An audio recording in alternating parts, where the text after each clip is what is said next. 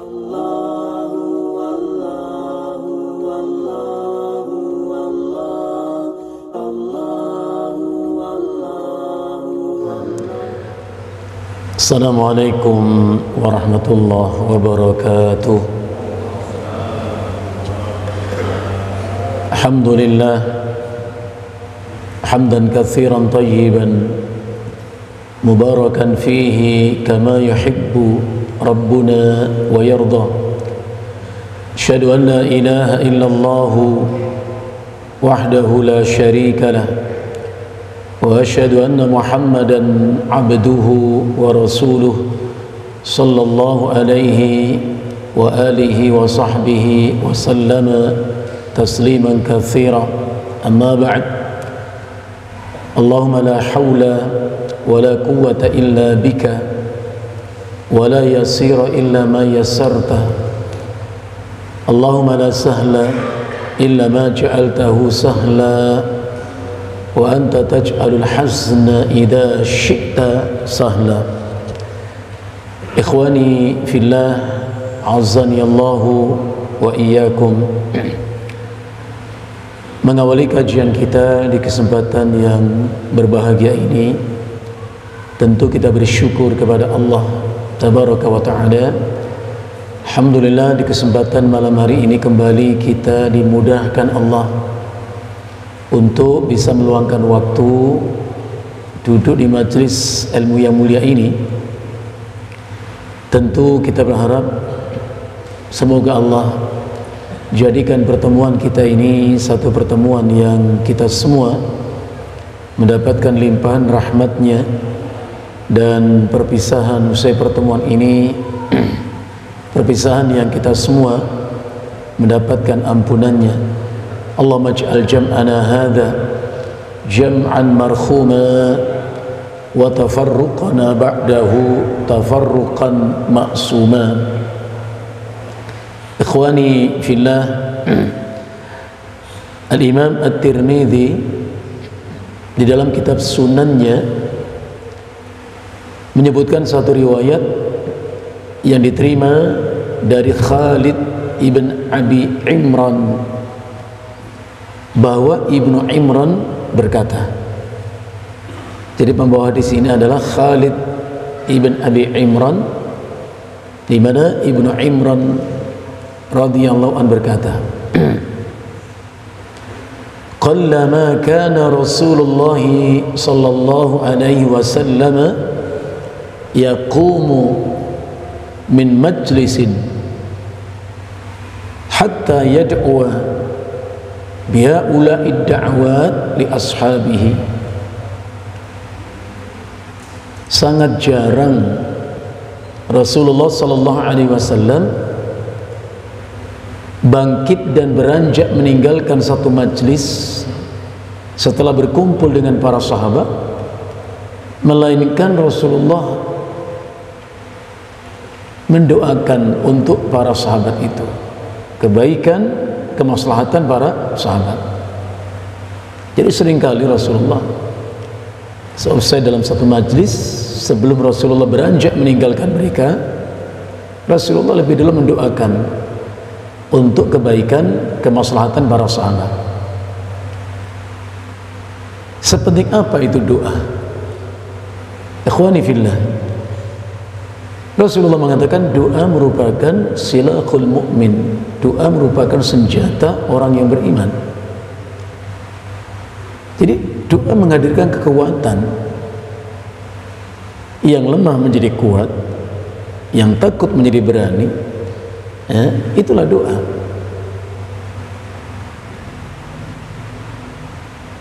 Bahkan kita yakin dan meyakini bahwa keberhasilan dan kesuksesan seorang muslim dan mukmin bukan sekedar karena kepiawaian ia dalam usaha dan ikhtiar, tapi justru doa. Bahkan selamatnya seorang muslim mukmin dari mara bahaya, dari musibah, pun bukan semata karena kehati-hatian dan kewaspadaan. Justru doa yang paling berpengaruh itu. Al-Imam Al-Hakim dalam kitab Mustadraknya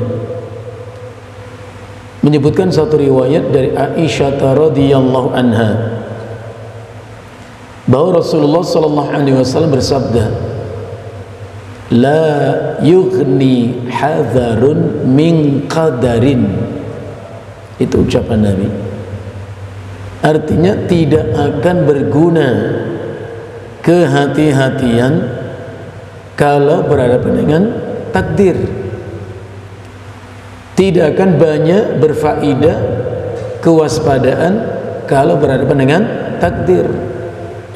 Itu ucapan Nabi. Menunjukkan apa? Begitu sempurna kehendak dan kuasa Allah. Apapun yang Allah kehendaki, itu yang ada, itu yang terjadi, meski kita tidak menghendaki. Sebaliknya, sesuatu yang Allah tidak menghendaki adanya pun tidak pernah ada, tidak pernah terjadi, walau kita sangat menginginkan itu ada, itu terjadi. Kan begitu ucapan Nabi sallallahu alaihi wasallam, masya Allahu kana wa ma lam yasha lam yakun. Apa yang Allah kehendaki itu yang ada, dan apa yang tidak Allah kehendaki tak akan pernah ada. Makanya ada sahabat Nabi namanya Ubadah bin Samit radhiyallahu anhu menasihati putranya seraya berkata, ya bunayya innaka lan tajida ta'ma haqiqatil iman. Wahai anakku, kata Ubadah bin Samit, sungguh engkau tak akan pernah bisa merasakan hakikat iman, tak akan pernah kau rasakan lezat nikmatnya iman meski kau merasa beriman, hatta ta'lama annama asabaka lam yakun liyukhti'aka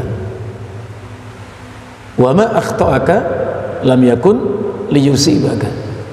Sampai engkau meyakini bahwa apabila satu musibah Allah takdirkan menimpa dirimu, maka tidak akan pernah luput darimu, pasti mengenaimu. Dan musibah yang memang tidak Allah takdirkan atas dirimu pun tidak akan mengenaimu. Fa inni sami'tu Rasulullah sallallahu alaihi wasallam yaqul, karena ayahmu ini nak pernah mendengar Rasulullah mengatakan itu. Bahkan Rasulullah mengatakan, wa man mata ala ghairi hadza falaysa minni.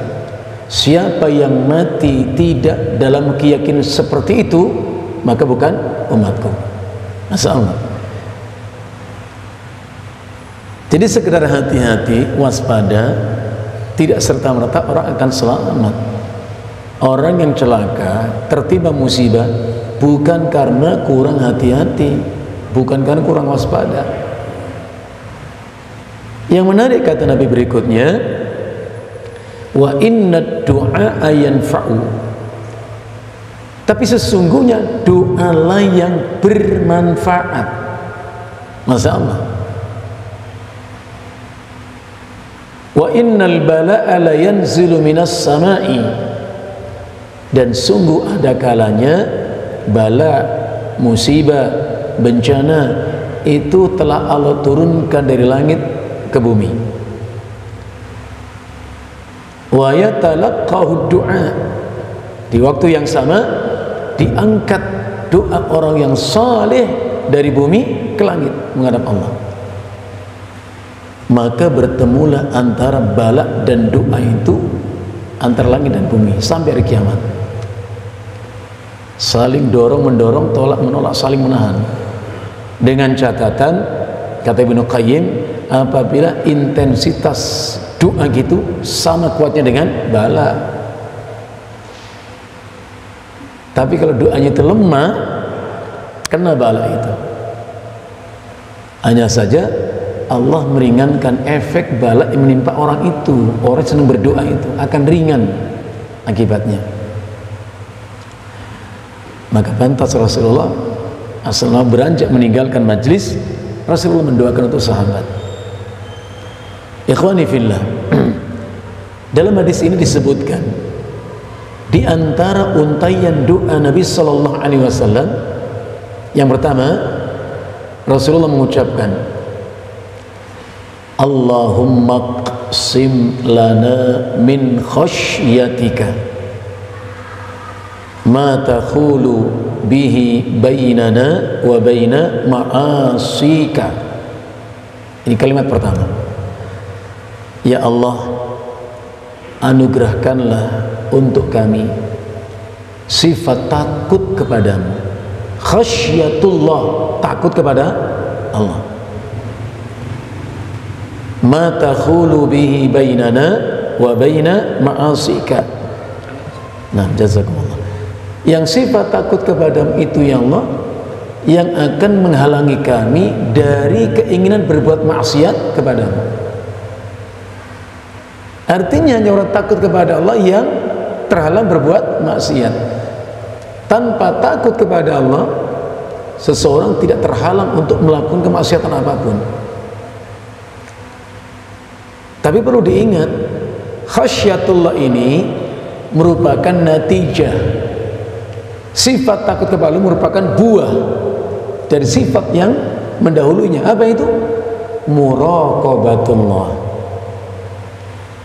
yaitu sifat di mana diri sadar betul ada dalam jangkauan penglihatan pendengaran Allah. Itu namanya muraqabatullah. Sadar bahwa apapun yang kita ucapkan Allah mendengar, apapun yang kita lakukan Allah melihat. Sifat muraqabah ini melahirkan sifat khasyatullah. Sama dengan sifat al-kibru, sifat sombong, itu natijah, itu buah dari sifat yang mendahulunya. Apa itu? Al-i'jab,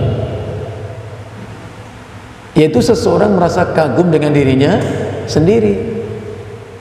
Maka siapapun kagum dengan dirinya sendiri akan lahir sifat sombong. Maka saya ingatkan kita, ada 3 mencelakakan manusia dan pasti.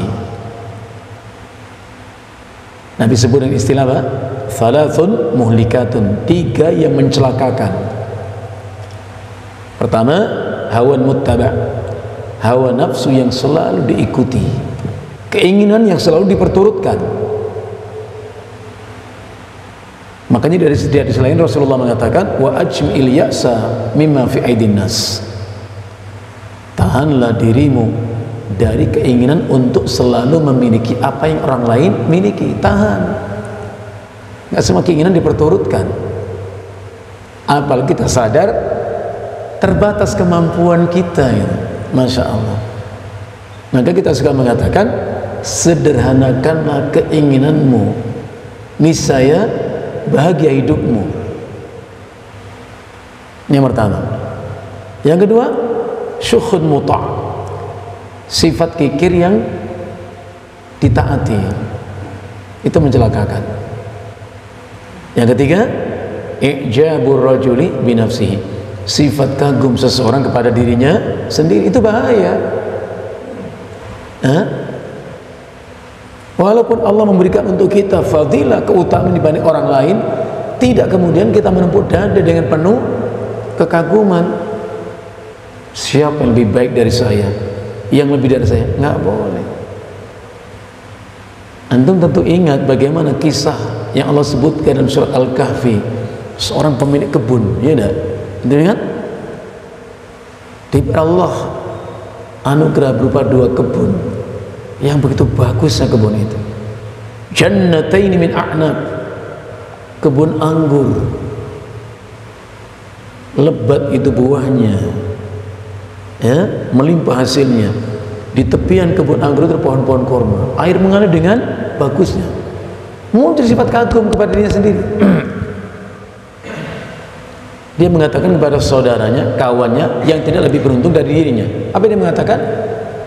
ana aktsaru minka malan wa a'azzu nafara. Aku lebih banyak hartaku ketimbang dirimu, dengan itu aku lebih mulia daripada dirimu. Masya Allah, ini ijab namanya.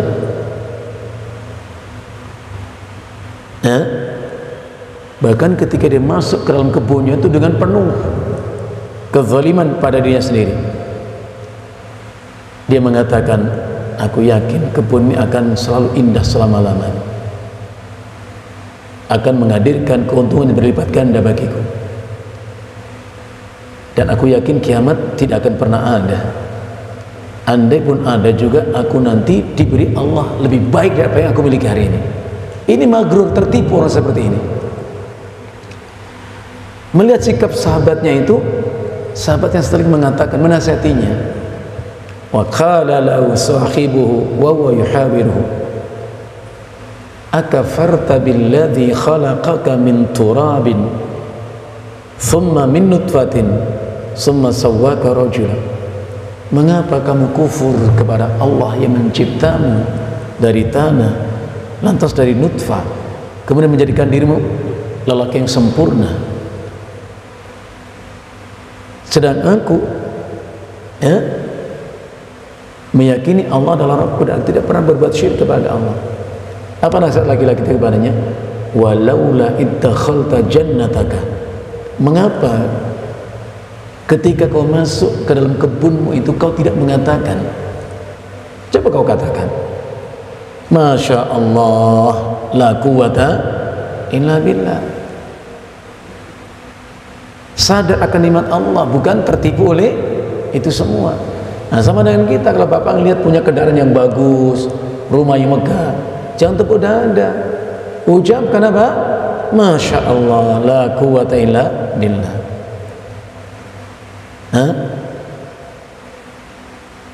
Jadi jangan tertipu oleh perasaan kita sendiri. Karena siapa tertipu oleh perasaannya, muncul kagum terhadap dirinya, ujungnya pasti sombong. Jadi al-kibru thamratul ijab, sombong merupakan buah daripada sifat kagum kepada diri sendiri. Sebagaimana khasyatullah, takut kepada Allah, thamratu muraqabatillah, buah daripada sadar diri selalu dalam jangkauan penglihatan Allah. Nabi Ibrahim alaihissalam, seperti Allah sebutkan dalam surat Ibrahim, beliau mengatakan, Inna Allah la yakhfa alaihi syai'un fil ardi wala fis sama. Sesungguhnya Allah tidak ada suatu apapun yakhfa, yang tersembunyi, terhalang dari penglihatan Allah, pendengaran Allah, apapun di langit di bumi ini. Masya Allah, itulah sifat muraqabatullah. Nanti akan lahir sifat khasyatullah. Ikhwani fillah, Syekh Abu Bakar Jabir Al-Jazairi rahimahullah, di dalam kitab Minhajil Muslim, beliau menurunkan satu bab, yaitu bab muraqabatullah. Dalam bab itu ada kisah yang syarat dengan pelajaran buat kita. Disebutkan bahwa satu ketika Amirul Mukminin Umar bin Khattab radhiyallahu an bersama Abdullah ibn Dinar radhiyallahu an tengah dalam perjalanan dari Madinah menuju Makkah. Dalam perjalanan itu Umar bertemu dengan seorang anak lelaki penggembala kambing yang sedang menggiring kambing-kambingnya turun dari gunung. Umar pun menghampiri anak itu seraya berkata, Ya ra'i, bi'na syatan min hadhihi al-ghanami. Wahai anak gembala, juallah kepadaku seekor kambing itu. Apa? Bi'na syatan min hadhihi al-ghanami. Juallah untuk kami seekor kambing itu. Anak itu langsung menjawab, Innahu mamlukun. bahwa ia hanyalah seorang budak. Maaf Tuan, saya tidak bisa menjual kambing-kambing ini kepada Tuan. Sebab aku hanyalah seorang budak, diperintah majikanku untuk mengembalakan kambing-kambingnya ini. Itu narasi yang diucap oleh anak itu, kalimat diucap anak itu. Tapi kita harus belajar apa makna yang tersirat di balik ucapan anak itu. Ini penting, ilmu itu begitu. Kalau kita membaca ayat Al-Quran, membaca hadis, jangan sekedar lihat terjemahannya, artinya, selami makna di balik kalimat itu. Itu indah dan menarik ilmu itu gitu. Maaf Tuan, saya tidak bisa menjual kambing ini kepada Tuan karena aku hanyalah seorang budak yang diperintah majikanku untuk mengembalakan kambingnya. Itu kalimat yang diucapkan itu. Maknanya wallahu a'lam. Saya menangkap yang pertama, anak itu sadar betul bahwa ia tidak boleh menjual sesuatu yang bukan miliknya. Ini penting untuk kita ngerti. Jangan pernah kita menjual apapun yang bukan milik kita, haram. Karena itu Rasulullah sallallahu alaihi wasallam bersabda, la tabi' ma laysa laka. Ini ucapan Nabi, la tabi' ma laysa laka. Coba antum perhatikan, ini budak mungkin nggak pernah sekolah, nggak pernah ngaji, nggak pernah duduk di majelis dibacakan ayat, dibacakan hadis. Tapi ingat, fitrah manusia itu seiring dengan syariat Allah. Fitrah manusia itu seiring dengan syariat Allah. Lah kita yang sering duduk di majelis ilmu, membaca, mendengar ayat Al-Quran, membaca, mendengar hadis Nabi, tapi fitrah kita kok bertolak belakang dengan yang semestinya. Jadi dia nggak mau menjual apa yang bukan miliknya. Yang kedua, anak itu sadar betul bahwa ia tidak boleh merugikan orang lain, dalam ini majikannya, walaupun mungkin si majikan itu nggak sadar akan kerugiannya. Masya Allah, ini sifat mulia ikhwan. Karena di tengah kehidupan masyarakat kita terkadang kita masih suka mendengar, ambil nggak apa-apa, dia nggak tahu ini gitu kan. Dianggap kalau kita berlaku curang, orang yang kita curangi tidak sadar, itu nggak apa-apa gitu. Masya Allah gitu. Mendengar ucapan anak itu, Umar bin Khattab mengatakan, kulli sayyidika akalau zi'bu. Kau katakan saja kepada majikanmu bahwa seekor kambingnya diterkam serigala. Sepintas terkesan Umar nyuruh anak itu berbohong. Kita yakin enggak? Bukan itu maksud Umar. Tidak mungkin Umar perintahkan anak jujur untuk berbohong, enggak mungkin. Karena kita yakin Umar tentu faham firman Allah, ya ayyuhalladzina amanu taqullaha wa kunu ma'as shadiqin. Hai orang-orang yang beriman, bertakwalah kepada Allah, jadilah kalian termasuk orang-orang yang jujur.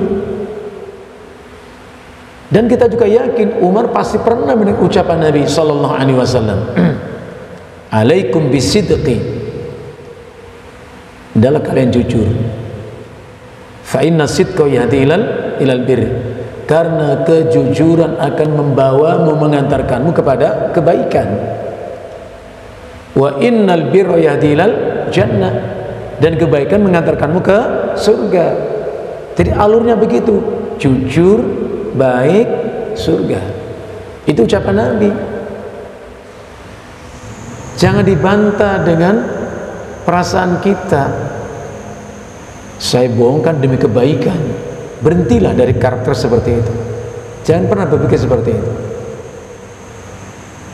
Abdullah bin Mas'ud radhiyallahu an,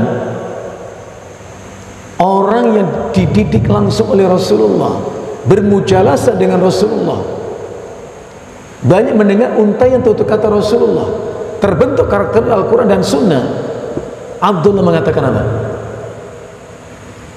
Innal kadhiba la yasluhu minhu jiddun wala hazlun. Sesungguhnya kebohongan itu tidak dibenarkan, tidak dibolehkan. Apakah sekedar bercanda atau sungguh-sungguh? Kata siapa? Abdullah bin Mas'ud. In syi'tum faqra'u, kata Abdullah. Kalau kalian mau, baca firman Allah ini. Ya ayyuhalladzina amanu taqullaha wa kunu ma'as shadiqin. Hai orang yang beriman, bertakwalah kepada Allah dan jadilah kalian orang-orang yang jujur. Abdullah kemudian mengatakan, fahal tajiduna li ahadin fihi rukhsatan. Andai engkau mengerti faham ayat ini, lantas apakah engkau mendapatkan untuk seseorang rukhsah, keringanan, pembolehan untuk berbohong? Tidak ada. Nanti kalau kita masih berpikir boleh bohong demi kebaikan, Anda tidak paham ayat ini, kata Abdullah.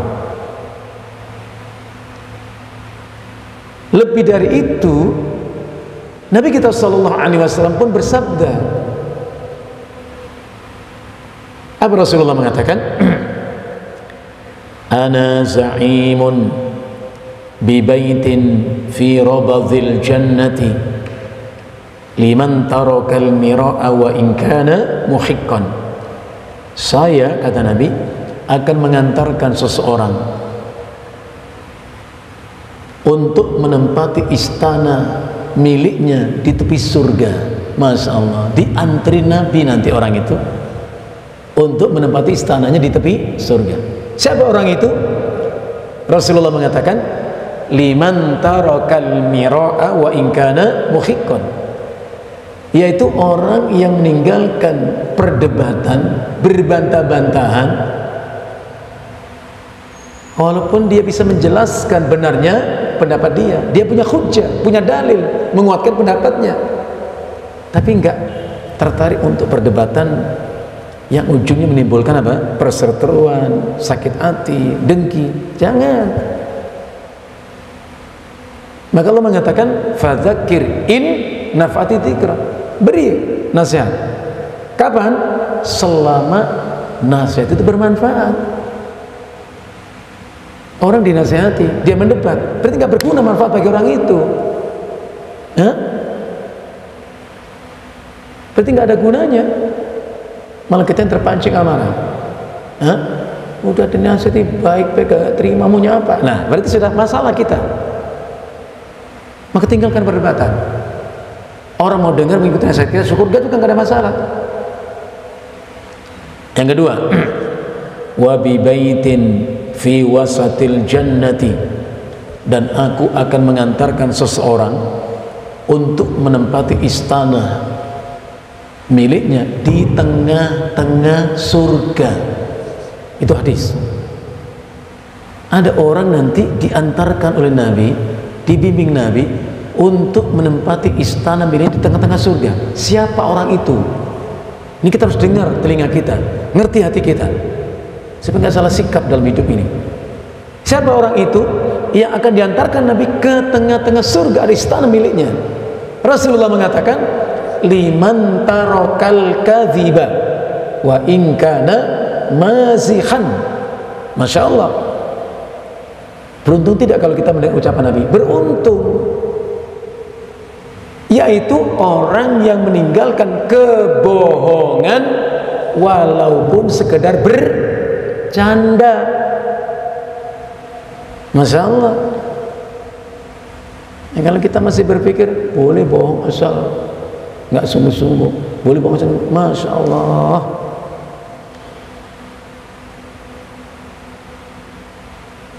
Wa bi baitin fi a'lal jannati, dan aku akan mengantarkan seseorang menempati istana miliknya di surga yang paling tinggi, paling atas. Surga ada 100 tingkat, kata Nabi. Inna fil jannati mi'ata dar, 100 tingkat. Siapa orang itu? Diantarkan Nabi ke istana yang paling mulia di surga yang paling tinggi. Rasulullah mengatakan, liman hassana khuluqahu, yaitu orang selalu memperbaiki akhlaknya, akhlak kepada Allah, ya, kepada sesamanya. Jadi di-upgrade itu sifat karakternya, semakin baik, semakin baik, semakin baik. Itu orang yang mulia. Lantas apa maunya Umar mengatakan kalimat itu tadi? Kulli sayyidika kalau dhi'bu. Wallahu a'lam. Saya menangkap Umar ingin menguji anak itu sejauh mana mampu menggenggam erat kejujuran itu. Karena faktanya banyak orang itu jujur pada waktu tertentu, tidak mampu jujur pada waktu yang lain. Walau itu mungkin maksud Umar yang kita tangkap begitu. Kalau nyuruh bohong nggak mungkin lah. Bagaimana mungkin Umar nyuruh bohong? Itu bertentangan ayat dan hadis tentunya. Anak itu spontan menjawab, fa'ainallah. Satu kalimat, satu kata, fa'ainallah. Lantas di mana Allah Tuhan? Ya Allah. Gitu. Anak itu sadar majikan ia mungkin nggak akan tahu ia berbuat curang, khianat atas amanahnya. Tapi tidak kalau tahu, maka kalimat fa'inallah itu harus ada di hati kita dan kita bawa kemana-mana. Itulah muraqabatullah. Dari situlah muncul sifat khasyatullah, takut kepada Allah. Akhirnya Umar datang ke rumah majikan si budak itu dan dibebaskan oleh Umar. Masya Allah. Jadi kita minta kepada Allah diberikan apa? Sifat takut kepada Allah yang menghalangi kita dari keinginan berbuat maksiat kepada Allah. Coba Bapak renungkan, pernah nggak ada kita muncul keinginan berbuat dosa, berbuat maksiat? Pernah. Ada yang menghalangi nggak? Ada yang mengkantar atau tidak? Ada. Itulah khasyatullah, takut kepada Allah. Tapi kalau kita ingin berbuat dosa maksiat, nggak ada halangan, lancar, sukses, berarti kita nggak takut sama Allah. Ini yang Nabi minta pertama. Yang kedua, apa yang Nabi ucapkan dalam doa itu adalah wa min ta'atika ma tuballighuna bihi jannataka,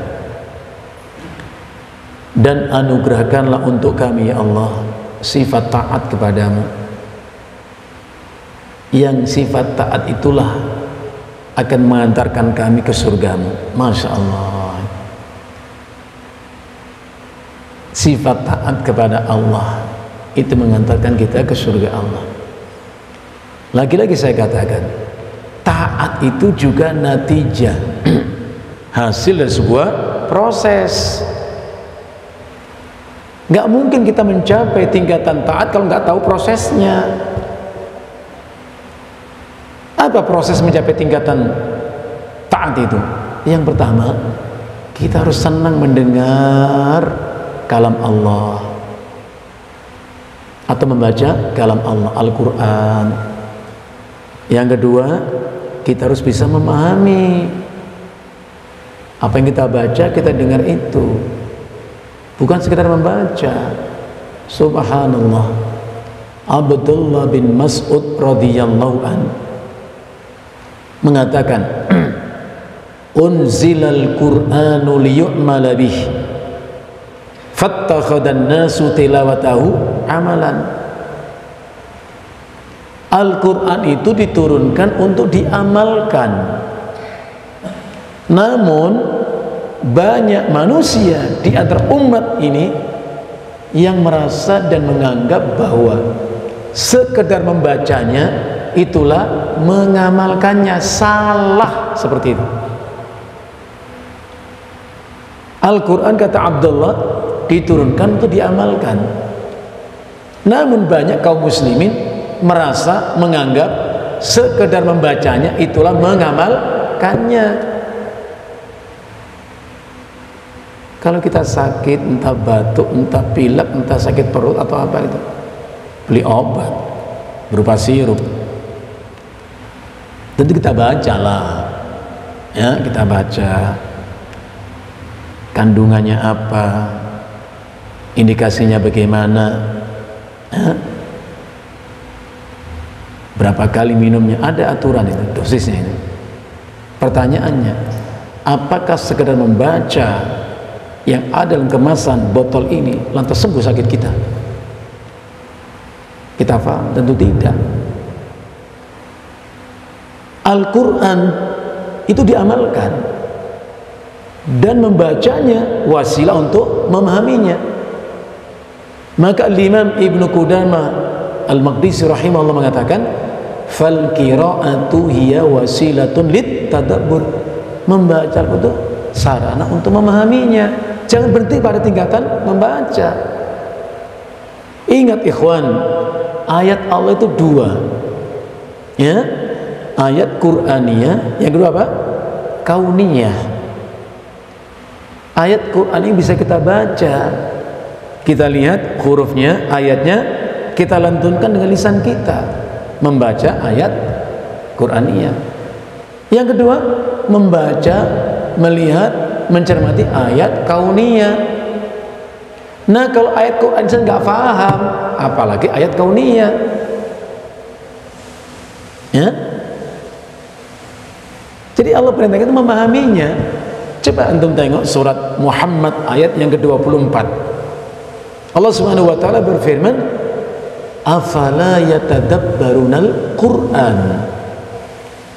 Tidakkah mereka itu mau memahami Al-Qur'an, membaca sarana untuk paham? Bukan berarti tingkatan membaca. Am ala qulubin aqfaluha, atau terkunci sudah hati-hati mereka. Itu ayat. Jadi kalau seorang muslim tidak rindu lisannya melantunkan Al-Quran, tidak rindu hatinya memahami Al-Quran, patut diduga hati sudah terkunci. Wal'iyadzubillah. Jadi ayat itu dipahami. Dan yang menarik, ayat-ayat kauniyah itu seiring dengan ayat Qur'aniyah. Jadi peristiwa di alam semesta ini merupakan ayat kauniyah, bukan hanya by accident, kebetulan. Ada isyarat dari Allah. Masih kita lupa firman Allah surat Al-Imran 190 misalnya. Allah berfirman, inna fi khalqis samawati wal ardi wa ikhtilafil laili wan nahari la ayatil ulil albab. Sesungguhnya pada ciptaan Allah yang berupa langit, berupa bumi, pergantian waktu malam ke siang, siang ke malam, la ayat. Allah sebut la ayat, bukan hanya fenomena alam, la ayat. Lam itu takkid, sungguh ada padanya tanda. Allah itu ada. Allah itu sempurna dalam kehendak dan kuasanya. Yang bisa menangkap itu siapa? Memang gak semuanya orang. Li ulil albab. Ulul albab itu artinya zawil ukul, orang yang punya akal cerdas, bisa membaca ayat kauniyah seperti itu. Siapa mereka Allah sebut ulul albab itu? Alladzina yadhkuruna Allaha qiyaman wa qu'udan wa ala junubihim, yaitu orang-orang yang selalu ingat Allah ketika dia sedang berdiri, ketika sedang duduk, rebat, ingat Allah. Wa yatafakkaruna fi khalqis samawati wal ardi, dan memikirkan ciptaan Allah yang berupa langit dan bumi. Apa kesimpulannya? Rabbana ma khalaqta hadza batilan. Ya Rabb, tidak kau cipta alam ini dengan sia-sia. Dengan mencermati, melihat, memperhatikan ciptaanmu, sebegitu indah karya ciptamu, dan kau maha sempurna, maha indah ya Allah. Jadi membaca ayat kauniyah semakin mendekatkan kepada Allah. Bencana demi bencana kita lihat, duka, air mata silih berganti. Akhir bulan kemarin, November, gempa melanda Cianjur 5,8 magnitudo. Itu dampak akibatnya kita lihat semua. Belum selesai menangani gempa dan efek ditimbulkan gempa itu di Cianjur. Garut pun kena gempa. Ya? Belum hilang sedih ketakutan orang di Garut. Jember, Jawa Timur pun ada gempa. Gak lama kemudian di Banten, di Sukabumi, di beberapa tempat. Semeru pun erupsi, Gunung Agung erupsi. Ada apa? Memang secara keilmuan, ya, secara geologi ini terjadi karena patahan lempeng Indo-Asia, macam-macam. Itu sah-sah saja namanya orang berbicara.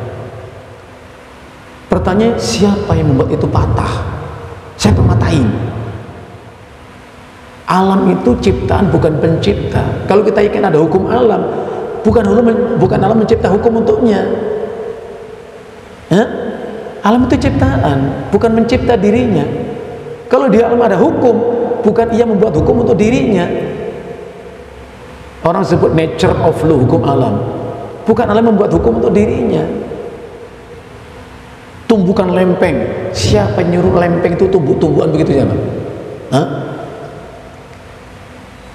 Tidak sadarkah kita ketika sholat kita mengucapkan Alhamdulillahi Rabbil Alamin? Sadar kita mengucap kalimat itu? Ngerti hati kita?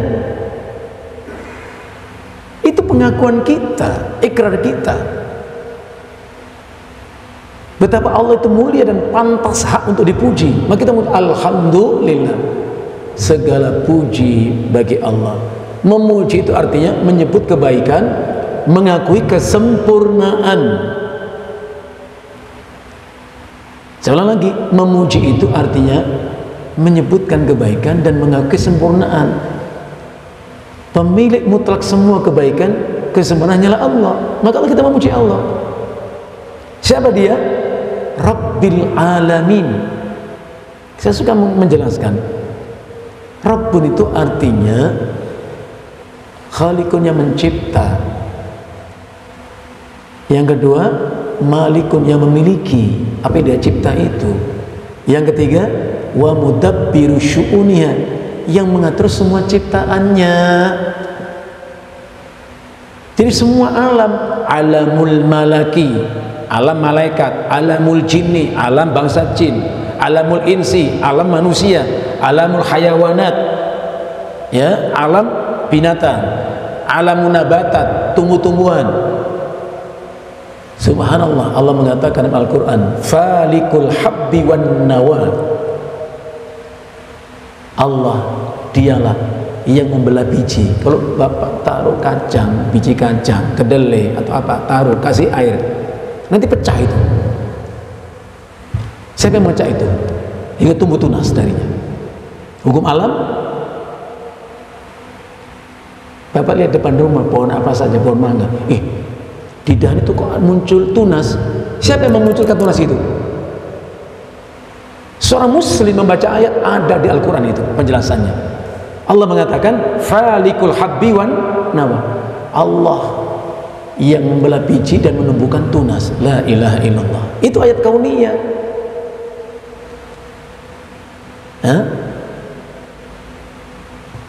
Alhamdulillah Rabbil Alamin, segala puji bagi Allah, pencipta, pemilik, penguasa, pengatur alam semesta ini. Jadi tunduk kepada Allah semua secara kauniyah.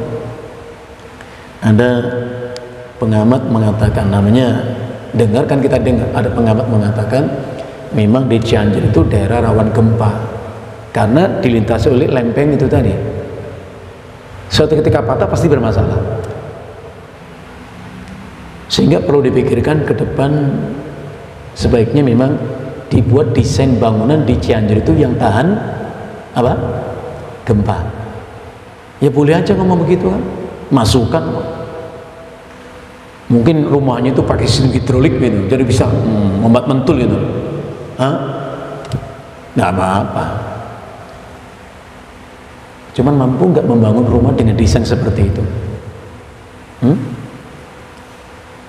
Justru muncul pertanyaan, sehebat apakah bangunan yang dibangun oleh manusia yang mampu bertahan dengan takdir Allah?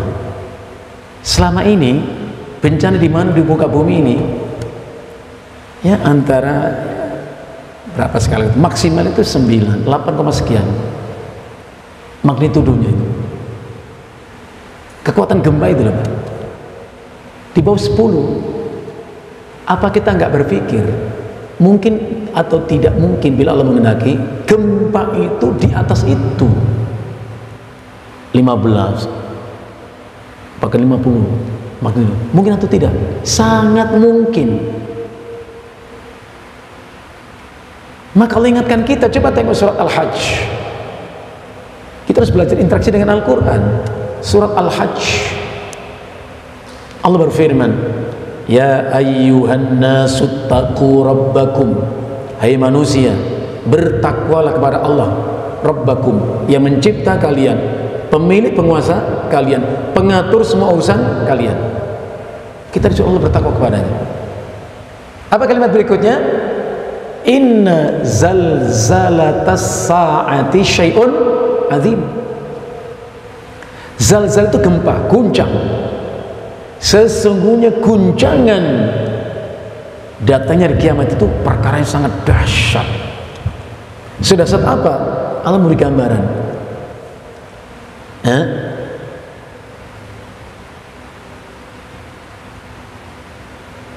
Kau akan dapati perempuan-perempuan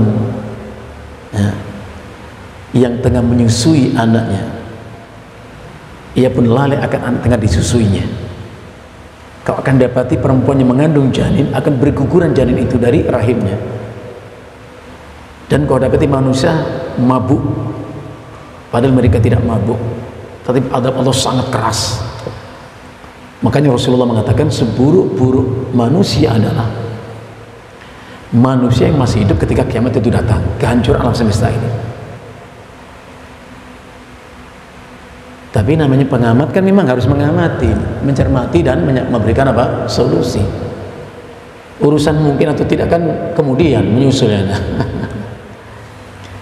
Yang menarik, ketika ada wacana dibuat bangunan, desain bangunan tahan gempa, muncul pikiran, sekuat apa sih bangunan yang dibuat oleh manusia? Coba antum tengok surat Al-Fajr. Surat Al-Fajr dan fahami, bukannya dibaca. Allah berfirman, alam taro kaifa fa'ala rabbuka bi'ad irama dhatil imad allati lam yukhlaq misluha fil bilad wa thamud alladhina jabu sakhra bil wad wa fir'auna dil autad alladzina taghaw fil bilad fa'aktsaru fiha al-fasad. Apa Allah kemudian mengatakan fasabba alaihim rabbuka sauta adzab. Paham ayat ini kita? Saya enggak ragu Bapak mungkin hafal ayat itu, tapi paham apa isyarat dari Allah di situ? Masya Allah. Allah Subhanahu wa taala berfirman, alam tara kaifa fa'ala rabbuka bi'ad. Apakah engkau tidak melihat, memperhatikan bagaimana yang Allah perbuat, Allah lakukan kepada kaum Ad? Jadi kita disuruh Allah mengetahui peristiwa yang menimpa kaum Ad itu. Manhum, siapa mereka itu? Irama dzatil imad, yaitu penduduk negeri Iram. Nama satu negeri, Iram namanya. Ada apa di negeri itu? Allah mengatakan dzatil imad. Di negeri itu banyak bangunan yang sangat kuat dan kokoh. Tiang-tiang itu sangat kokoh. Sampai Allah mengatakan apa? Allati lam yukhlaq misluha fil bilad. Dan tidak ada bangunan semisal itu di negeri lain. Apa artinya? Kaum Ad sudah mencapai peradaban yang sangat luar biasa dalam arsitektur bangunan. Enggak ada yang gimana seperti itu. Wa thamud alladzina jabu sakhra bil wad. Dan tidakkah kau lihat bagaimana kaum Thamud, umatnya Nabi Saleh? Mereka itu kalau membuat rumah dengan cara memahat gunung-gunung itu, dipahat. Masya Allah. Kalau kita mau bikin bangunan, ke toko material, toko bangunan, nyari batu-batu untuk fondasi Cakaraya. Udah fondasi, nyari batu merah untuk temboknya. Sekuat apa bangunan kita seperti ini? Bandingkan dengan bangunan dibuat oleh kaum Thamud itu. Mereka memahat batu-batu gunung itu sebagai tempat tinggal mereka. Wa fir'auna dzil autad. Tidak kau lihat bagaimana Fir'aun yang begitu kuat pasukan-pasukannya.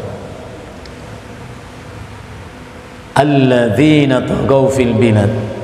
Namun mereka itu adalah orang-orang yang berbuat tughyan. Taghaw itu tughyan. Ibnu Qayyim mengatakan at-tughyan mujawazatul haddi, sikap melampaui batas. Sikap melampaui batas.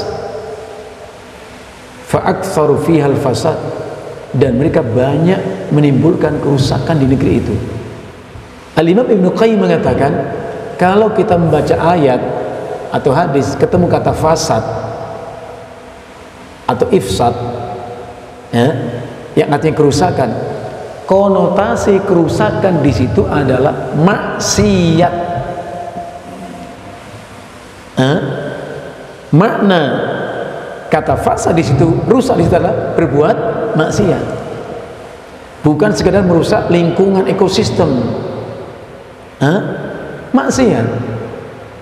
Jadi perbuatan merusak yang paling cepat mengundang datang murka Allah adalah maksiat.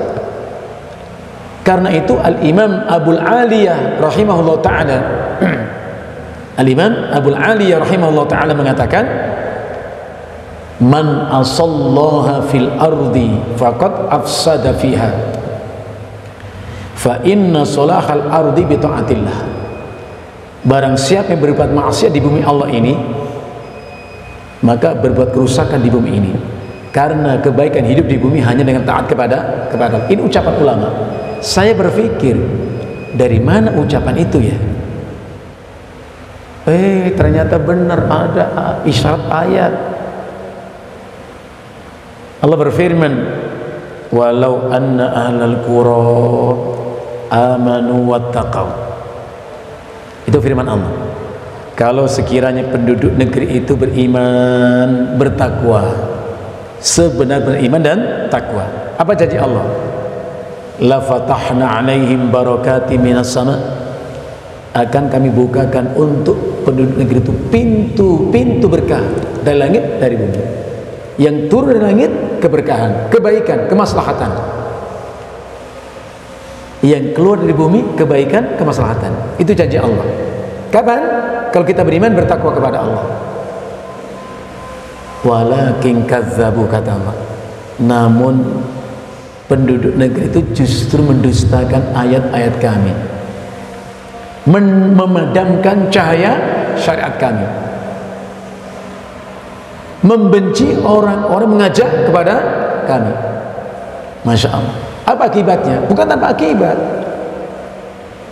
Allah mengatakan, fa'akhadnahum bima kanu yaksibun, maka kami siksa mereka akibat perbuatan mereka itu.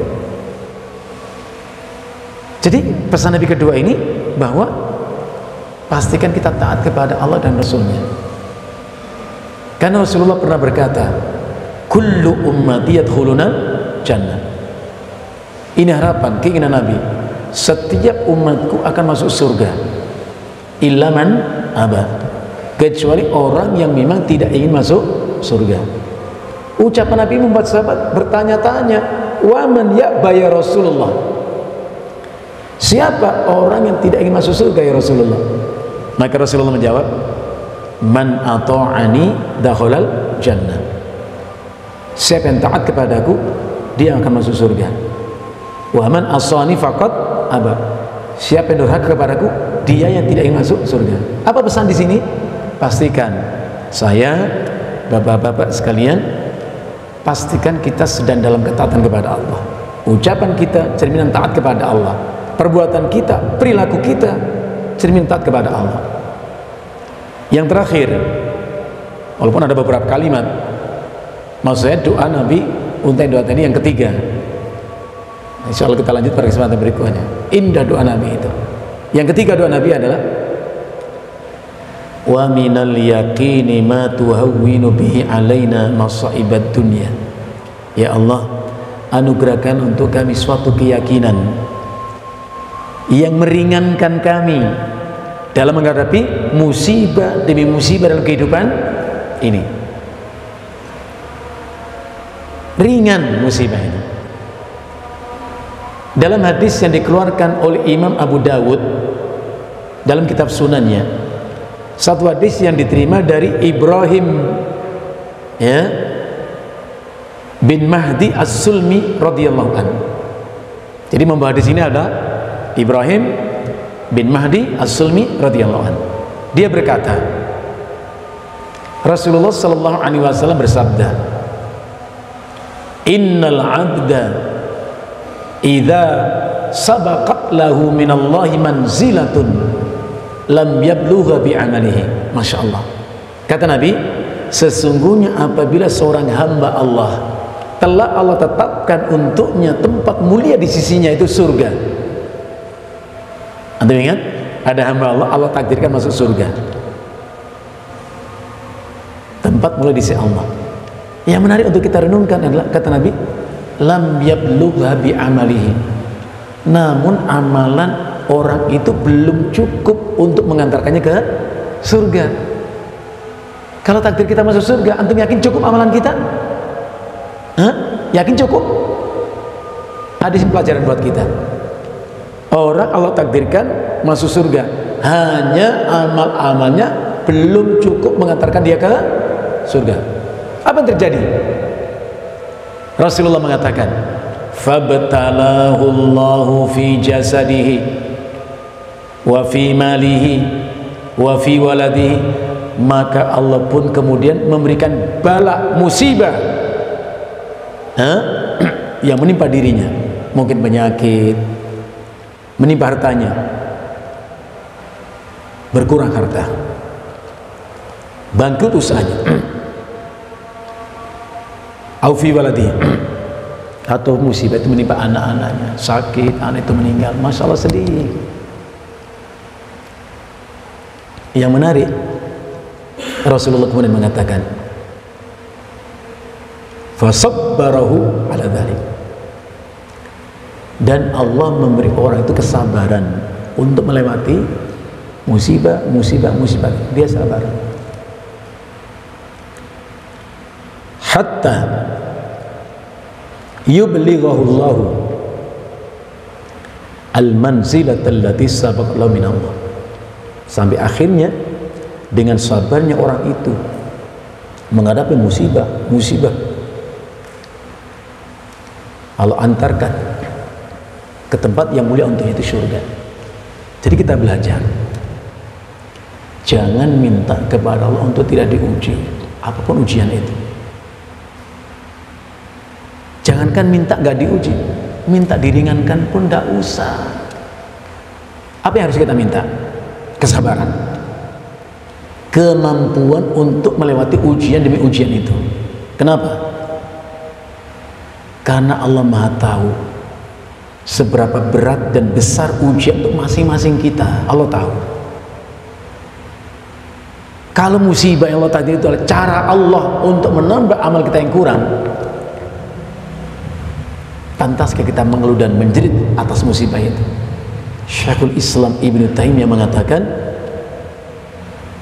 al-masaibu rahmatun wa nikmatun, sungguh musibah itu merupakan rahmat dan nikmat Allah. Mungkin kita bertanya, di mana nikmat rahmatnya? Kali itu cara Allah untuk menambah amal kita yang kurang untuk bisa ke surga, kenapa tidak? Ikhwani fillah, ini yang kita antarkan pada kesempatan yang berbahagia ini. Insyaallah kita lanjut pada kesempatan berikutnya. Sebelum kita tutup kajian kita malam ini, mungkin ada mau disampaikan atau ditanyakan. Silakan. Sebelum kita salat isya, monggo silakan. Atau boleh merenung, silakan. Assalamualaikum warahmatullahi wabarakatuh. Jadi alhamdulillah berdoa bisa kemudian jujur, saya semuanya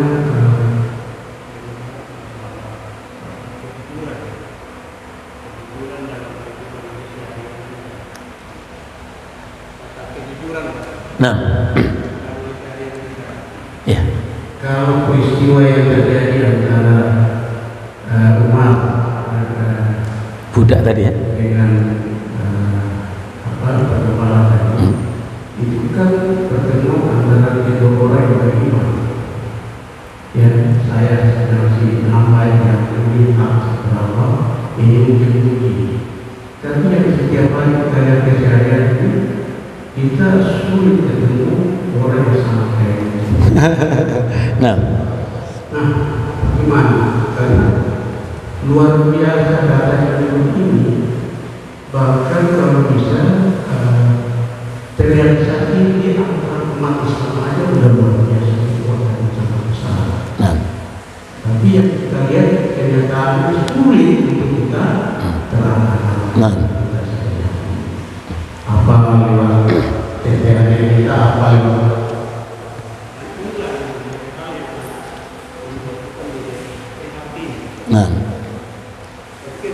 Nah, barakallahu fikum Bapak. Sesuatu yang kita sebut sulit, ingat, bukan berarti tidak mungkin.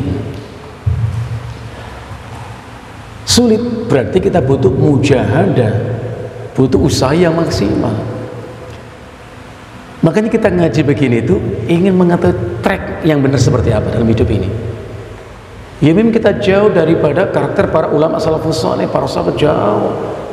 Nah, kita tahu oh akhlak itu mulia begini para sahabat, para sahabat. Nah, kita masuk ke track itu, kita usaha.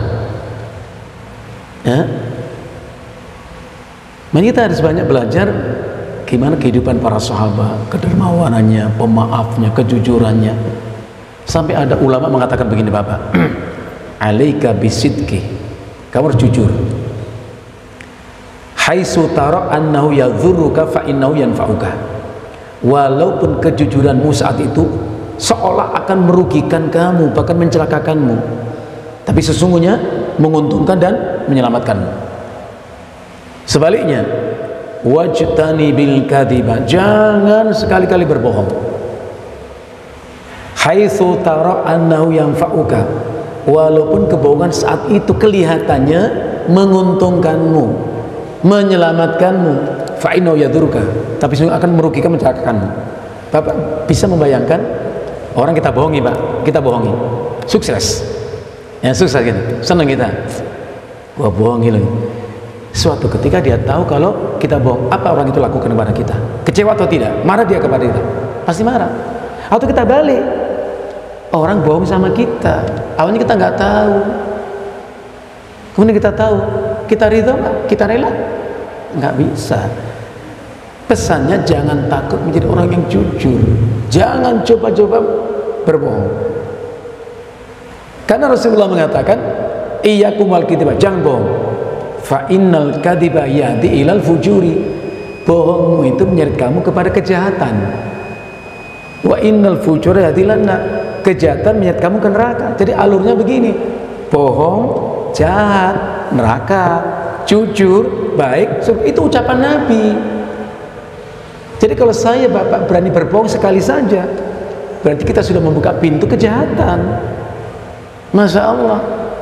Jadi jangan perlonggar dengan dalih apapun, dengan dalih apapun. Oke, mengatakan bohong demi kebaikan, kebaikan apa yang kau dapatkan kebohongan? Rasulullah ngomong begitu Pak. Memang ada hadis menjelaskan, ada rukhsah, tapi itu khusus. Kayak beginilah kalau paling gampang, Bapak ditanya apa hukumnya makan bangkai, udah kan jelas pertanyaannya, Pak boleh nggak saya makan bangkai? Kita bilang haram. Itu ayat Maidah ayat 3, hurrimat alaikum al-maitah, haram bagi makan bangkai. Tapi di ujung ayat itu Allah mengatakan famanitturra, namun siapa yang terpaksa memakan bangkai itu. Loh kenapa terpaksa? Fi makhmasatin, karena kelaparan, nggak ada makanan kecuali bangkai. Ingat, nggak ada makanan kecuali bangkai. Yang kedua, ghairu mutajanifin ismin, bukan karena ingin berbuat dosa. Allah maafkan, itu terpaksa.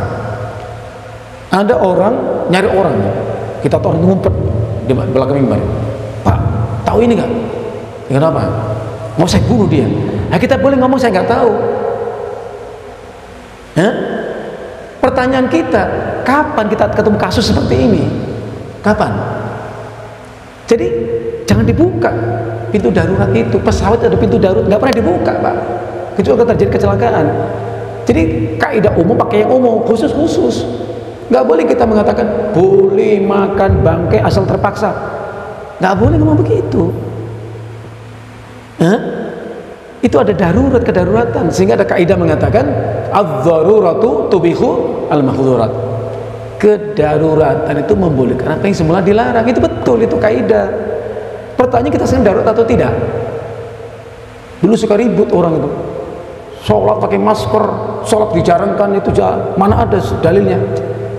Kenapa senang banget sih berdebat? Kita tahu hadis yang melarang menutup muka, itu ada hadis yang kita tahu. Sholat rapat kita apal hadisnya. Pertanyaan kapan itu? Ya kan? Darurat atau normal? Kalau normal kita jarang sholatnya, ya nggak boleh dong. Tapi kalau darurat, kaidahnya lain, Pak. Sampai ada orang tega mengatakan orang beriman nggak akan kena COVID-19. Jadi antum pikir yang mati-mati bukan orang beriman? Sahabat Nabi yang mulia Mu'adz bin Jabal meninggalkan peristiwa taun, wabah. Kurang beriman dia. Rasul mengatakan dalam hadis yang dikeluarkan Imam Ahmad dalam musnadnya, firra minal majdumi firaraka minal asadi. Itu ucapan Nabi, larilah kamu dari ganasnya wabah seperti kamu dari buasnya singa. Itu ucapan Nabi. Ada utusan dari Taif mau ke Madinah, bait kepada Nabi.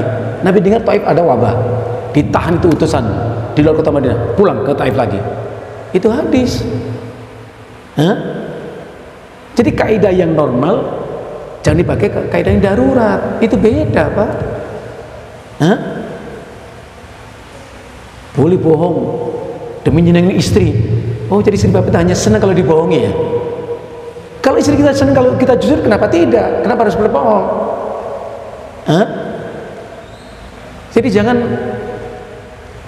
darurat itu yang tonjol-tonjol, nggak perlu. Kita dalam kondisi umum normal gitu. Nah, kita sekarang alhamdulillah udah rapat softnya kan, alhamdulillah. Walaupun masih ya adalah COVID masih ada, ya terserah lah, itu kan yang berwenang menyampaikan itu. Ya, kita kurang apa ya? Suntik 1, 2, 3, berapa lagi maunya? Ya enggak? Yang mati itu sudah disuntik juga, Pak. Bahkan dokter banyak yang wafat kok dalam peristiwa itu. Maka kita masih diberi kesempatan hidup, itu manfaatkan. Bukan kebal, enggak. Allah belum takdirkan kita ketemu ajal itu tadi gitu ya. Saya kira begitu, Bapak. Jadi kita harus belajar menjadi orang yang jujur, amanah. Bapak katakan sangat sulit, emang sulit. Sholat aja berat kok. Ya, yang sulit, yang berat bukan berarti tidak mungkin. Butuh semangat, ya, butuh mujahadah. Dan ulama menyebut dengan riyadhah. Apa itu riyadhah? Melatih, Pak. Latih jujur itu supaya terbiasa. Orang kita mengatakan Allah bisa karena biasa. Bapak sholat ke masjid ini tadi maghrib, ada yang nyuruh, Pak? Sholat, nggak ada. Kenapa? Asal dengan adzan, udah begitu aja, nikmat aja ke masjid ini. Nanti subuh juga begitu, dengan adzan ke masjid, nggak ada yang nyuruh, nggak sholat juga, nggak ada yang marah sama kita. Itulah kebiasaan yang baik. Jujur juga begitu. Kalau sudah menjadi kebiasaan, susah berbohong. Kalau pembohong, susah jujur. Insya Allah kita lanjut pada kesempatan berikutnya. Semoga Allah senantiasa merahmati dan memberkahi kita semua. Nas'alullah al-afwa wal-afiyah. Sallallahu ala nabiyyina Muhammadin wa ala alihi washabihi wasallam. Subhanakallahumma bihamdika asyhadu an la ilaha illa anta astaghfiruka wa atubu ilaik. Assalamualaikum warahmatullahi wabarakatuh. Innallaha wa malaikatahu yusalluna